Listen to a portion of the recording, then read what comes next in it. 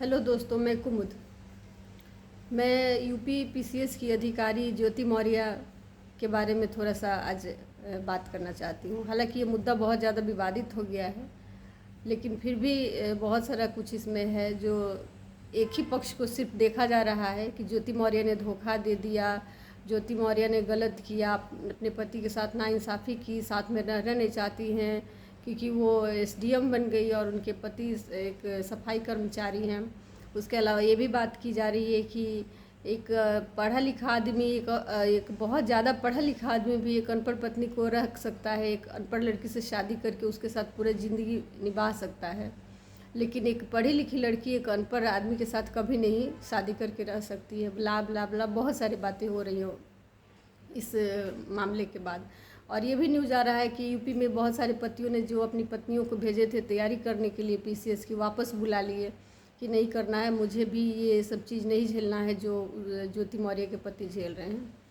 तो मैं बहुत ही सिंपल शब्दों में ये कहना चाहती हूँ कि ज़्यादा दूर जाने की ज़रूरत नहीं। भी हाल में कुछ दिनों पहले की बात है, आशीष विद्यार्थी, आप लोगों को याद ही होगा, जब आशीष विद्यार्थी ने लगभग 60 साल की उम्र में दूसरी शादी की और ऐसा लगा कि ये अपनी मैंने उनकी पत्नी सहमति से दोनों अलग हुए हैं, पति पत्नी, और ये दूसरी शादी वो किए हैं। बाद में जब उनकी पत्नी का भी ट्वीट आया तब पता चला कि वो इस शादी से खुश नहीं थी, ये डाइवोर्स से खुश नहीं थी, वो अपने पति के साथ ही रहना चाहती थी। लेकिन आशीष विद्यार्थी ने 60 साल की उम्र में शादी कर ली डाइवोर्स देकर।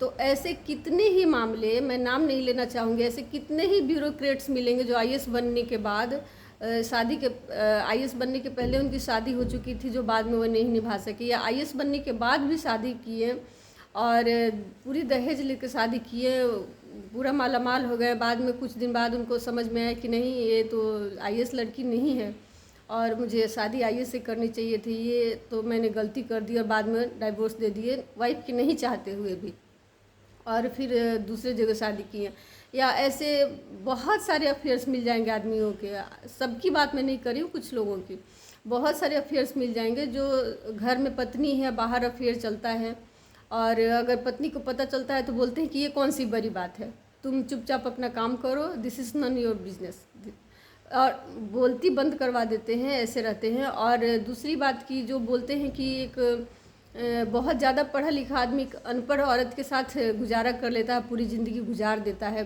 कुछ कंप्लेन नहीं करता है, तो ये आपको पता नहीं है कि ये पूरी ज़िंदगी गुजार देता है। ये किस पीढ़ी की बात हो रही है? ये जब बात हो रही है जिनकी वो अभी 50 पार कर चुके हैं, उनके पास कोई ऑप्शन नहीं था।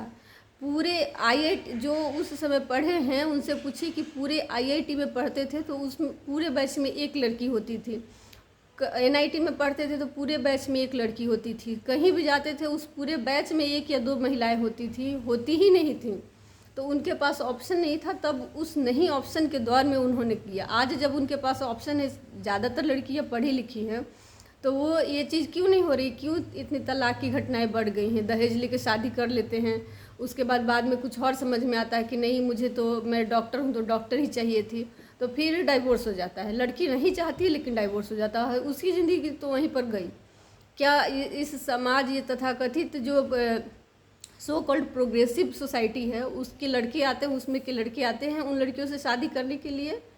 कभी आते हैं सामने कि मैं इस लड़की से शादी करूंगा जिसकी तलाक हो गई है, एकदम इज्जत के साथ उससे शादी करने आते हैं? कभी नहीं आते हैं।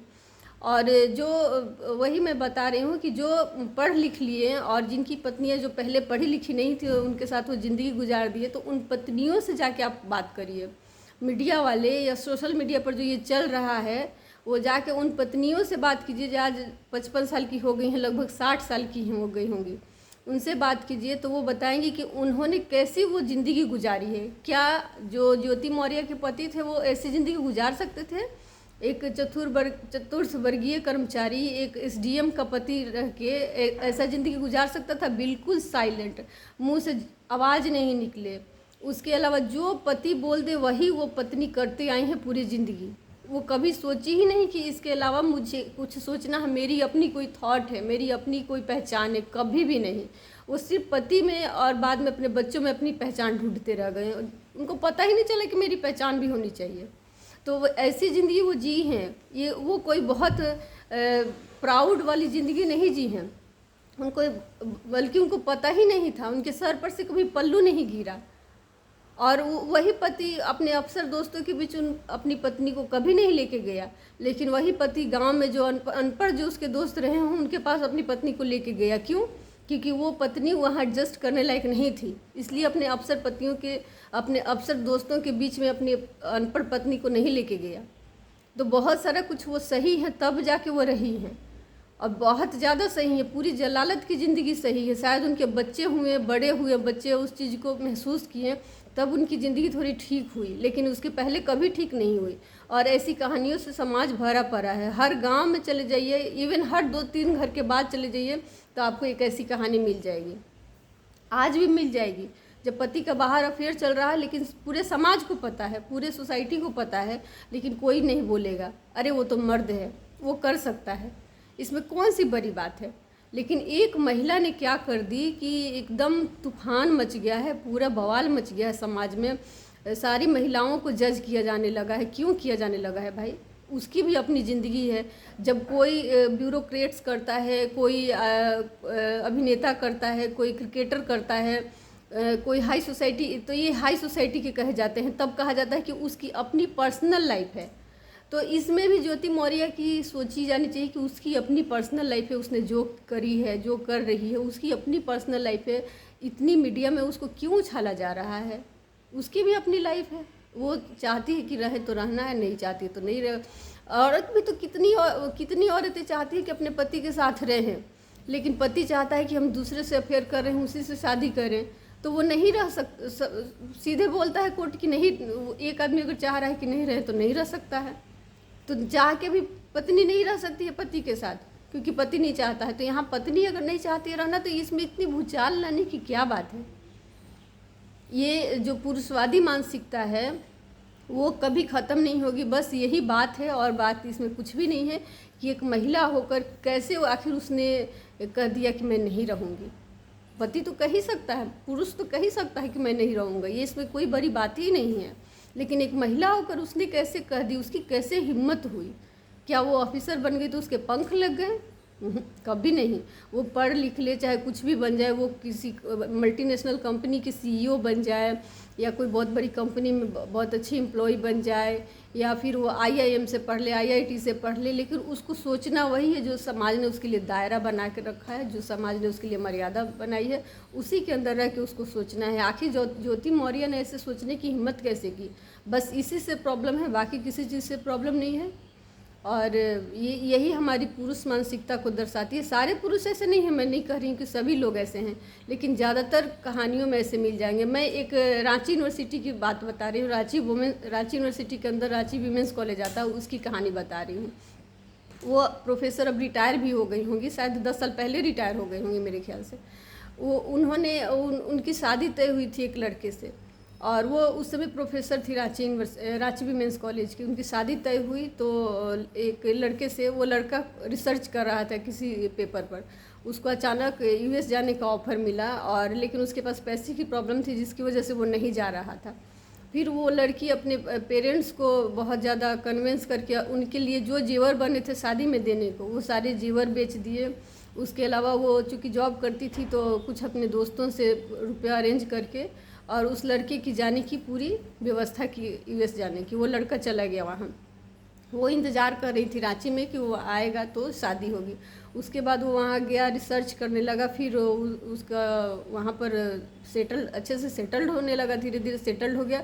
फिर वहीं शादी कर लिया, वहीं बच्चे हो गए। वो लौट के आदमी नहीं आया, और वो प्रोफेसर पूरी ज़िंदगी उसका इंतज़ार करते रह गई, और वो नहीं आया। वो शादी भी नहीं की और अनमैरिड ही पूरी लाइफ रह गई।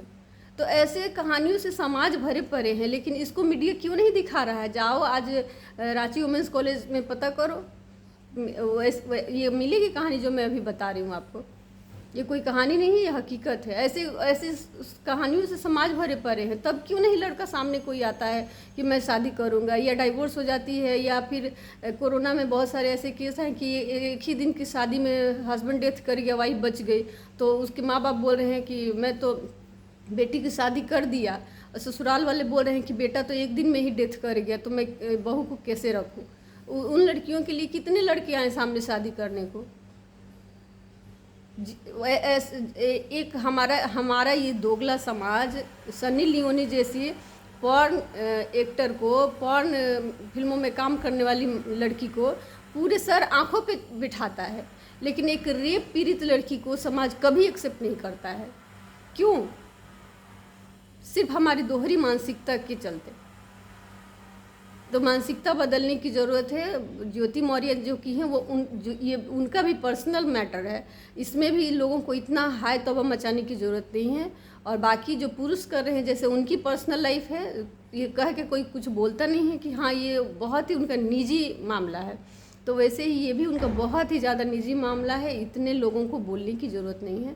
Thank you. अगर आपको मेरा चैनल अच्छा लगे तो सब्सक्राइब कीजिए और वीडियो को लाइक कीजिए। धन्यवाद।